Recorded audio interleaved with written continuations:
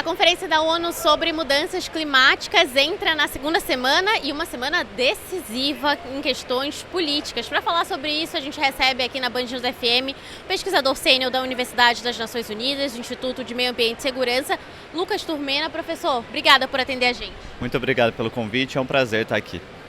Vamos começar então explicando para os nossos ouvintes o que passou naquela primeira semana. A gente pode considerar uma semana mais técnica e o que está por vir agora nesses últimos dias de COP? Bom, a primeira semana é essencial para o funcionamento da COP. A gente começa com a definição de uma pauta, uma definição de uma agenda, que aqui no Brasil, no caso de Belém, foi bastante tranquilo. Então logo no primeiro dia a gente teve já uma definição dessa agenda. Ao longo da semana também foram feitas uma série de consultas informais, consultas técnicas, para levantar possíveis alternativas para as discussões que agora, nessa segunda semana, se tornam um pouco mais concretas. E a gente pode falar de um desafio maior com alguns países, professor, precisa ter um consenso. Então, há um mapeamento, assim, olha, esse país pode ser que dê mais problema aqui para conseguir um consenso? Bom, claro, os negociadores têm, de fato, um panorama das principais ideias que vão circulando e como o objetivo da COP é chegar em conclusões consensuais, obviamente algumas decisões podem levar mais ou menos tempo dependendo do assunto. O senhor falou dessa agenda que foi aprovada rapidamente, isso não acontecia há algum tempo, mas o Brasil também escolheu deixar 4 assuntos de fora. Como o senhor enxerga essa estratégia brasileira? Explica um pouquinho pra gente por que foi tomada essa decisão. Exato. Então, logo no primeiro dia teve a aprovação da agenda e foi uma decisão da presidência da COP, que esse ano é feita pelo Brasil, de deixar alguns dos temas que são um pouco mais espinhosos, talvez, fora da agenda oficial, de modo a não travar os principais temas ou os demais temas de discussão. Claro, isso nos dá a possibilidade de avançar em diversos temas, mas os outros temas, esses que foram deixados de fora, também têm que ser discutidos em algum momento. Foi nesse sentido que várias consultas foram feitas ao longo da semana e a própria presidência da COP no sábado publicou um comunicado em relação a essas alternativas que foram coletadas ao longo da última semana. Então, nessa semana, essas alternativas podem ser agora refinadas, né? Hoje chegam diversos ministros de todo o mundo representando cerca de 160 países para refinar esses textos e discutir com mais profundidade também essas questões que foram deixadas para um segundo momento. Nessa segunda-feira, na coletiva de imprensa, que é um momento diário que a gente já está acostumado aqui na COP, a CEO da conferência, Ana Toni, falou inclusive que a presidência do Brasil recebeu um pedido dos países para fazer um rascunho sobre esses 4 temas. A gente pode enxergar isso como algo positivo, pelo menos uma intenção de se discutir? Esses assuntos não ficam de fora, então? Esses desafios não ficam de fora e, como comentei anteriormente, já foram coletadas diversas alternativas para cada um desses 4 temas. Então, essa intenção de ter pelo menos um rascunho é, de fato, um avanço, considerando que a COP é um longo processo. Quando a gente fala de COP, essa conferência que acontece anualmente, a gente está falando de um momento no processo de negociação. Então, ela não começa aqui, a gente tem uma série de engajamentos ao longo de todo o ano que vão dar origem aos temas que a gente discute aqui. Eu posso citar, por exemplo, muito mais concretamente, as conferências de Bonn, que acontecem em junho, que são um momento também de reunir corpos técnicos para pensar já nessas pautas que vão ser discutidas aqui. Então, é um sinal, com certeza, positivo ter um rascunho, mas a gente tem que considerar também que isso é um processo contínuo. Mesmo que a gente não chegue numa decisão concreta, um avanço em possibilidades alternativas, considerando todo esse panorama tão difícil de chegar a consensos entre todos os países, é já, sim, um avanço.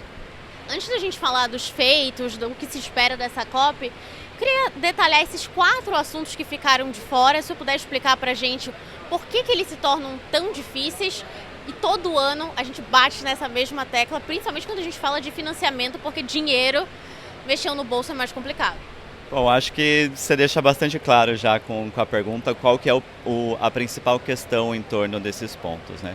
Então, um dos pontos é a operacionalização do artigo 9.1 do Acordo de Paris, que trata justamente dessas transferências, doações feitas pelos países desenvolvidos para a ação climática ser realizada nos países menos desenvolvidos. Então aí, logo de cara, a gente já tem um problema, porque se trata de fato de como é operacionalizado essa transferência e se concretiza a justiça climática no dia a dia. Depois disso, tem também um tópico relacionado a como medidas unilaterais relacionadas muitas vezes à mudança do clima podem ser restritivas no comércio internacional. Eles têm chamado isso de protecionismo verde, né, professor? Exatamente, é a ideia de utilizar um critério, uma justificativa relacionada à mudança do clima para interferir no comércio internacional. Isso claramente tem certas contradições, porque ainda que ajude a avançar nas agendas climáticas, isso pode também impactar o equilíbrio no comércio internacional. Por isso se trata também de uma agenda tão complicada.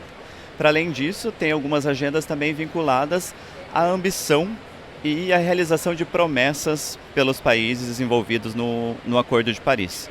Então, desde fazer o balanço das NDCs, que são as contribuições nacionalmente determinadas, são planos que são renovados a cada 5 anos de cada um dos países, estabelecendo suas metas em relação à mitigação, adaptação, perdas e danos. Então, fazer um balanço dessas ambições, e a gente sabe que não recebeu ainda todas as NDCs de todos os países, até agora a gente chegou em 113 NDCs, e somando todos esses esforços, ainda não chegamos na ambição necessária para a gente cumprir o Acordo de Paris. O acordo que estabelece que a gente deve manter o aumento da temperatura abaixo de 1,5 graus Celsius idealmente.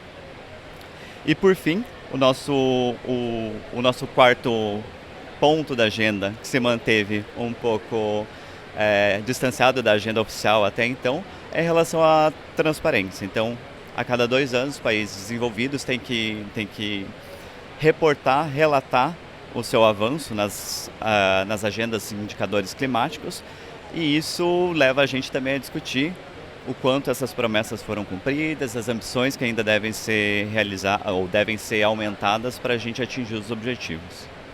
Professor, eu ouvi uma vez durante esse período de cobertura de COP que cada COP é como se fosse um degrau. Ela pode te levar para cima, para baixo, mas sozinha ela infelizmente não faz muita coisa, precisa dos outros degraus que estão também nessa discussão.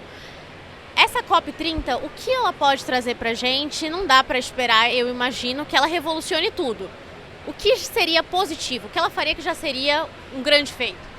Claro, a gente tem muitas expectativas. Eu acho que todo mundo do Brasil aqui que seguiu, acompanhou esse processo da COP, pensando que ela seria sediada pelo país, pelo Brasil, tem altas expectativas em realizar grandes mudanças. Mas como você falou, é um processo, um passo na negociação climática. Uma das grandes expectativas dessa COP é a definição dos indicadores do Objetivo Global de Adaptação. O que é isso? Esse é um objetivo que foi estabelecido já no Acordo de Paris, mas de uma maneira um pouco vaga. É um objetivo de aumentar a resiliência, aumentar a capacidade de resposta dos países em relação aos efeitos da mudança do clima que já são sentidos. Mas isso, como eu falei, de uma maneira um pouco vaga. E houve todo um processo até então de definição do que isso quer dizer, concretamente. Como que a gente mede isso? Como que a gente verifica que está acontecendo essa adaptação? Então, a gente começou com quase 10 mil indicadores, já há alguns anos atrás, e ao longo desse processo, COP atrás de COP, conferência atrás de conferência, isso foi resumido ou sintetizado em 100 indicadores que estão sendo agora discutidos, e é uma das grandes expectativas, que a gente defina esses indicadores do chamado DDA. E sobre os combustíveis fósseis, o presidente Lula tem batido nessa tecla que a gente precisa ter um mapa sobre combustíveis fósseis. Há como avançar nisso já nessa COP ou é uma discussão muito difícil? Bom, esse é com certeza um tópico central. Quando a gente está discutindo aqui a COP, a gente fala muitas vezes de adaptação, etc. Mas é importante também a gente responder na raiz do problema, que são as emissões, principalmente a partir da queima de combustíveis fósseis. Simplesmente chamar para uma ação, para definir um mapa, um roadmap, para chegar nessa saída escalonada dos combustíveis fósseis já é um grande efeito. claramente a gente não tem o tempo necessário para chegar nesse mapa nos últimos dias da conferência. Mas a declaração do presidente encontrou eco em muitos outros países, que se mostraram também bastante favoráveis, bastante animados, inclusive, em pensar mais concretamente o que quer dizer, passo a passo, essa saída ou eliminação de combustíveis fósseis. Lucas falou de últimos dias e a perspectiva de que a gente fique um tempinho a mais nessa COP, que não acabe no dia 21. Isso é comum? É algo anormal? O que a gente pode tirar desse possível adiamento? Bom, é um processo bastante complexo e às vezes, inclusive, a gente entra em... sai um pouco do protocolo. Isso pode acontecer, certamente, assim como várias etapas da negociação podem se estender por mais ou menos dias. A gente comentou, por exemplo, a definição da agenda aqui foi bastante rápida. Não é um padrão necessariamente, isso pode ser alterado. Mas o importante é considerar o que a gente estava conversando anteriormente, né? Que é um processo longo, isso aqui é um passo, ou é um degrau, como você se referia anteriormente, dentro de uma longa escada, uma longa caminhada para a gente, de fato, cumprir os objetivos estabelecidos pelo Acordo de Paris. Pesquisador sênior da Universidade das Nações Unidas, Instituto de Meio Ambiente e Segurança Humana, Lucas Turmena, obrigada mais uma vez, foi ótimo conversar com você. Muito obrigado e, bom, a gente fica com as melhores expectativas agora para a finalização dessa conferência, mas pensando que a gente tem aí bastante chão pela frente.